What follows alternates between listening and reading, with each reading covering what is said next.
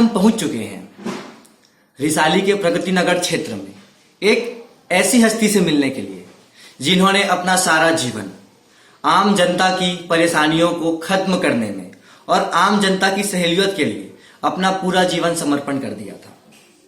जी हाँ, हम बात कर रहे हैं अहिवारा क्षेत्र के पूर्व विधायक, भिलाई के पूर्व जिला अध्यक्ष श्री सांवलाराम डेहरे जी के यहाँ, और आज हम उनसे चर्चा करेंगे धान खरीदी के संबंध में। अक्सर बहुत लोगों ने एक कटाक्ष लगाया है कि धान खरीदी जो 1 दिसंबर से हमारे छत्तीसगढ़ क्षेत्र में शुरू हुई थी, वो 1 दिसंबर से शुरुआत ना होकर 1 नवंबर से शुरू होना चाहिए था, क्योंकि अभी जो आपातकालीन बारिश की जो समस्या आई थी उससे बहुत सारे धान खराब हो चुके हैं और करोड़ों का नुकसान छत्तीसगढ़ की किसानों को उठाना पड़ रहा है।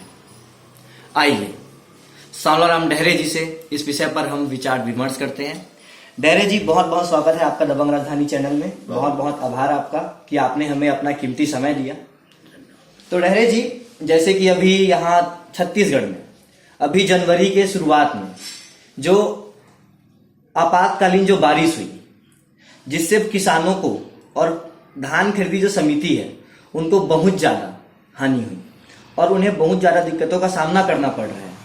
तो इस विषय में आप अपनी क्या राय देना चाहेंगे? सर्वप्रथम तो मैं ये कहना चाहूंगा कि आपने एक तत्कालिक विषय को लेकर के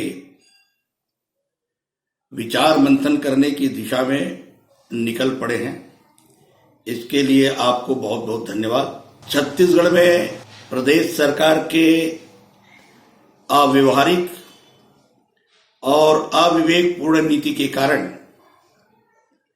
प्रदेश के किसान इतने अपमानित और लिज्जत की जिंदगी जीने के लिए विवश है कि उसकी पराकाष्ठा नहीं। भारतीय जनता पार्टी लगातार प्रदेश सरकार और भूपेश की सरकार को ये आगाह करती रही है कि 1 नवंबर से धान की खरीदी करें, लेकिन भूपेश सरकार की अड़ियल नीति के कारण, रवैया के कारण, अपनी अविवेकपूर्ण नीति का परिचय देते हुए उसने 1 दिसंबर से धान खरीदी का शुरुआत किया। यदि 1 नवंबर से धान की खरीदी अगर कोई प्रारंभ कर दी जाती तो आज प्रदेश के किसानों की करोड़ों टन, लाखों टन धान जो बारिश से बर्बाद जो हुई है वो बर्बाद नहीं हुई होगी। किसान का धान कहीं कोठार पर, कहीं खेत पर, कहीं खलिहान पर पानी में बुरी तरह से प्रभावित हुए हैं। और न केवल किसानों का धान खेतों और खलिहानों में बर्बाद हुआ है कि सरकार के द्वारा खरीदे गए धान जो समितियों में थे वहां भी लाखों टन धान की बर्बादी हुई है।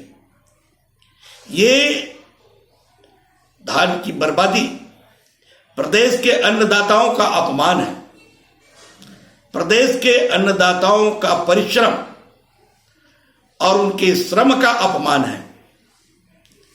आज धान को भीगे हुए हालत में देखकर प्रदेश की किसान जितने चिंतित हैं, इतने अपमानित में हैं कि उसकी कहा नहीं जा सकता। और इसका सारा जो श्रेय जाता है प्रदेश सरकार की अविवेकपूर्ण नीति के कारण।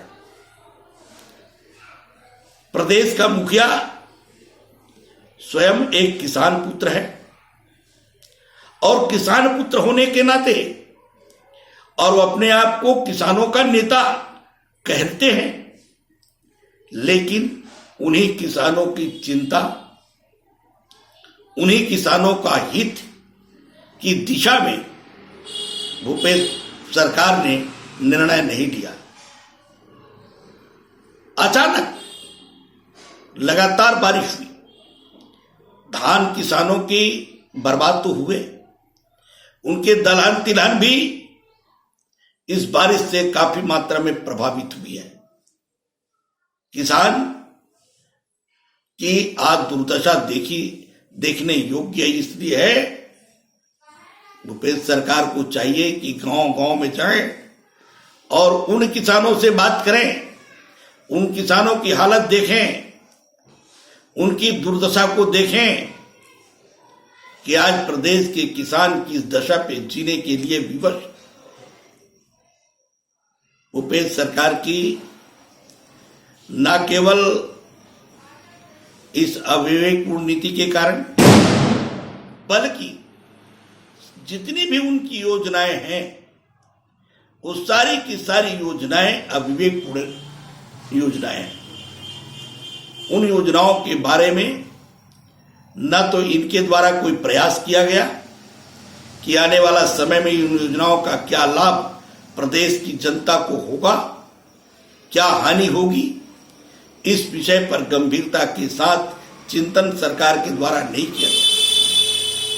और सरकार की इसी अव्यवहारिकता के कारण आज प्रदेश की जनता व्याकुल है और प्रदेश की जनता ने ये पूरा मन बना लिया है।